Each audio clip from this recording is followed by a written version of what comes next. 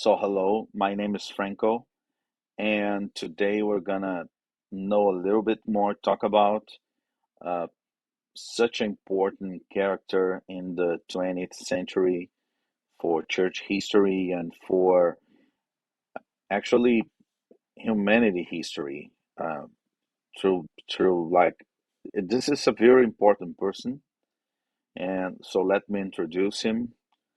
This is Martin Luther King Jr. He was a Baptist pastor and Baptist preacher, but he became known all around the world through his equality activism. He fought for racial equality and using uh, he named it the passive resistance, the non-violence. These were his principles. But let's begin with his early life. So this is him as a kid, and Martin Luther King Jr., he was born in a Baptist family. His father was Martin Luther King the Senior, and he was pastor of Ebenezer Baptist Church in Atlanta, Georgia. And when he was born, his father was already there as pastor. So he grew up in the church parsonage and being born in January 15th, 1929. That's why we have in the US the MLK Day. And in his early life, uh, he began, he decided to follow his father's steps. He was considering uh, also a law degree, but he decided for ministry. So he began and got his undergraduate in September 1944 at Morehouse College. Uh, that was pretty much near his home with his parents. So he stayed with his parents while he was getting his undergrad. And then he moved to his next college, now the Crozer Theological Seminary in Chester, Pennsylvania, and he graduated there in 1948. Sorry, he began there in 1948 and he concluded his seminary in 1951. And he was, I'm sorry, back before his graduate studies. He already was, after finishing his undergrad, he was ordained pastor at his father's church, but he decided to further his studies. And this was really important for him because being a black kid in Atlanta, Georgia, back at that time, his high school was very poor, and he was a very gifted, talented man, and he needed to be challenged to develop his intellectual skills to its utmost. So that's why he that what that that's why this education, superior education, was so important in Martin Luther's life. Then and he got in touch with some liberal theologians of the time, and he was especially and heavily, I'd say, influenced by the theology of Reinhold Niebuhr, who was from an American liberal theologian from German descent. And you see in his whole life how Niebuhr had an influence in the way um, in his MLK's world vision and how he saw things should be. So then, at last, He went to the Boston University School of Theology to get his doctorate degree, his PhD. There he met Coretta Scott, and although his parents were against this marriage, they ended up marrying in 1953. And after that,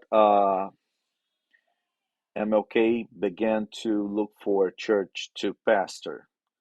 He had some invitations, but what changed history was the church he was going to.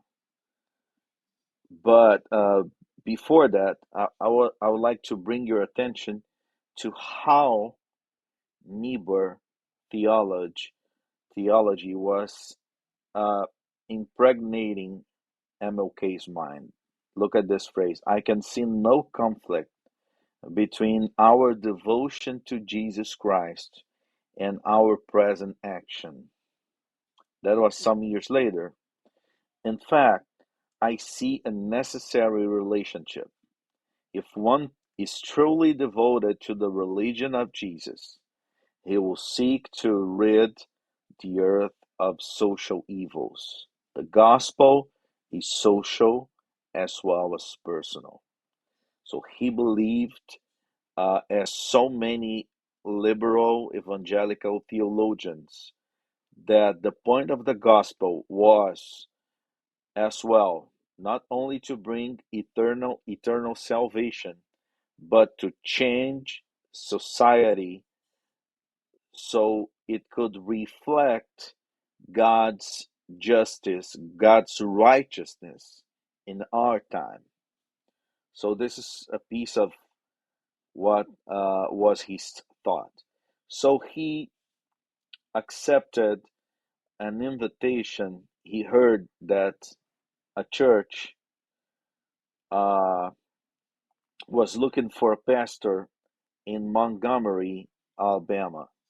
So he went to Alabama and he interviewed with the leadership of this church right before he married and he got his PhD degree. That was in April. And then in September 1954, he accepted, they settled for him to begin his ministry in Montgomery, Alabama. So less than a year after that, Miss Rosa Parks, who was a known activist in Montgomery, Alabama, he refused to stand to a white man in the bus. That was December the 1st in 1955. And this is shocking because back at that time, segregation was the law, like the apartheid regime in South Africa. So, in public transportation, such as buses, the whites have the sole right to use the front seats. No black people would be allowed to use the front seats, only the back seats. And even then, if some white was standing while a black was sitting on the back seats, it was the right to the white person to ask. He didn't need to ask. The black people are supposed to get up and leave the place to the white. But look, there are four people in the bench sitting on the bench. So if one white person was standing because of the segregation, all four needed to stand up. And Rosa Parks was sitting on a black assigned seat, but she had to stand up and give her place. There are also three other black persons with her. They all stood up. Just her refused. And what happens is that the bus driver, he stopped the bus, called the police, and Rosa Parks was arrested. And then that was a time when the activism was beginning to have to was beginning to try to have some more influence in society to fight and to end segregation. So Rosa Parks was a member of the NAACP, which stands for the National Association for the Advancement of Colored People. So Rosa Parks, he refused because she was an activist, and there was social and black activism back at that time, but they had almost no results of their activism. So the leadership in Montgomery seized the opportunity of the Rosa Parks imprisonment to begin a movement to stop segregation there at Montgomery. So Pastor uh, now MLK was pastor of Dexter Avenue Baptist Church, and all pastors, black pastors from the community, gathered together to try to develop a strategy to use Rosa Parks' case to push for change. And he was just 27 years old. And they decided, the black pastors of the community, to found the MIA, which stands for Movement for Montgomery Improvement Association. And he was appointed as the first president of Montgomery Improvement Association. And so then they decided to uh, boycott the buses.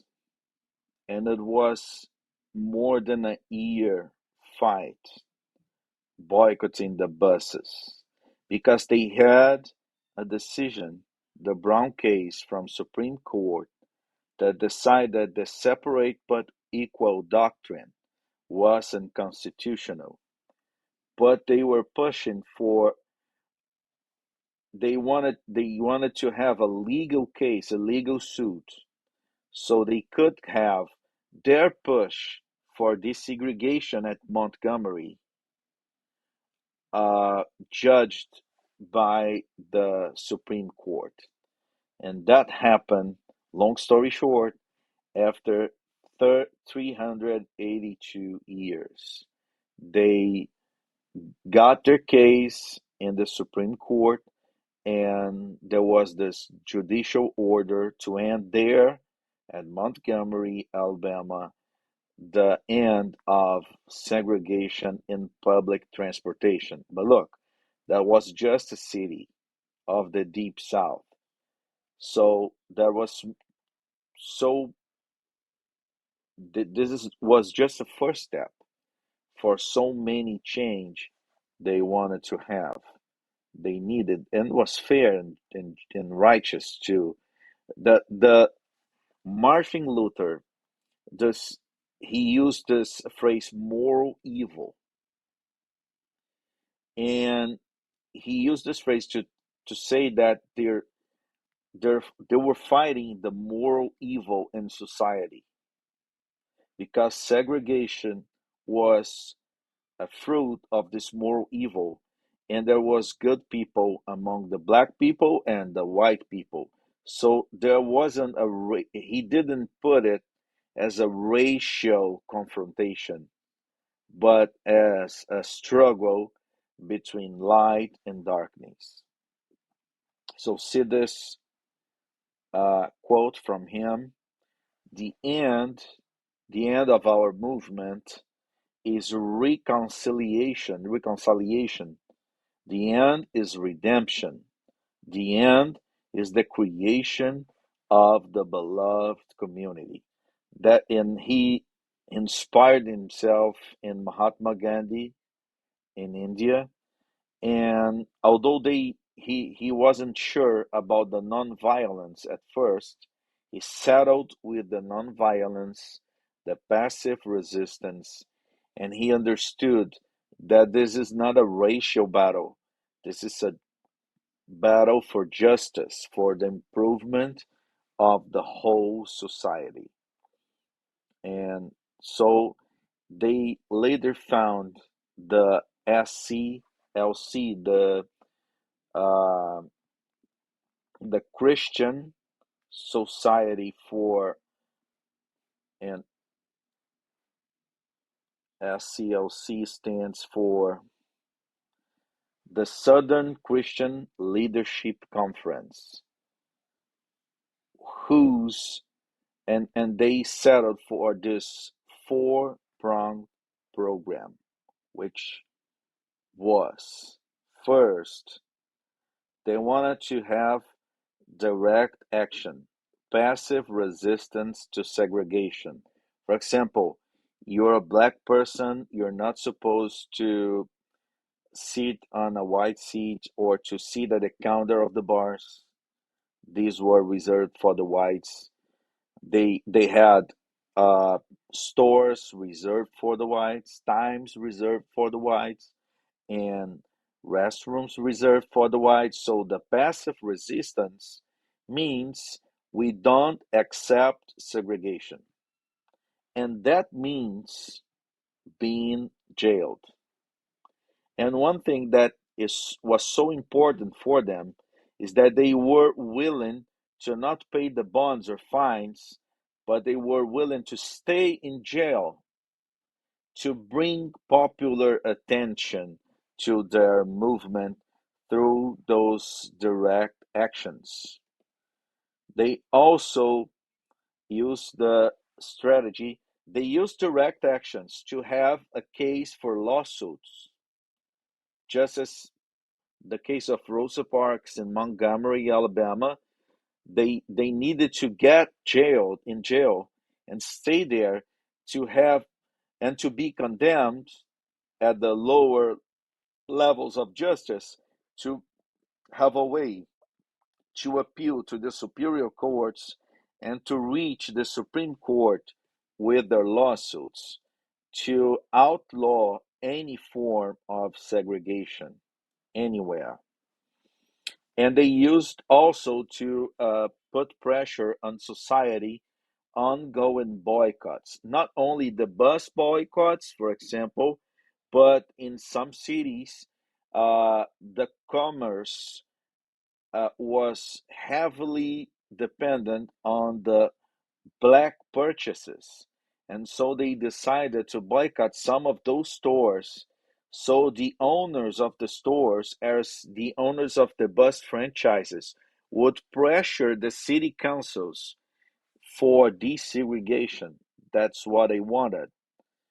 And also in this program, they they believe that change, the lasting change, would only happen when blacks had the right and used the right to vote. So they spent mm, a lot of effort in driving voter registrations to get black people to be registered to vote and to effectively again, vote for representatives that would push for desegregation. So that was what they settled as their four-pronged program or strategy. So let's talk a little about his personal life. This is Dr. Martin Luther King. And from left to right, you can see Dexter, his second son, and Yolanda, his first daughter, and then MLK, then Bernice. She was 5 when MLK was assassinated, and then his wife Coretta, and then the second. This was the first son, the second of the four. This is MLK the third. So this is MLK's family, and all of them, all the four, and his uh, wife, they pushed his legacy forward. So one of the pivotal moments in his life and in the movement was his speech at the rally at Lincoln Memorial, Washington, D.C.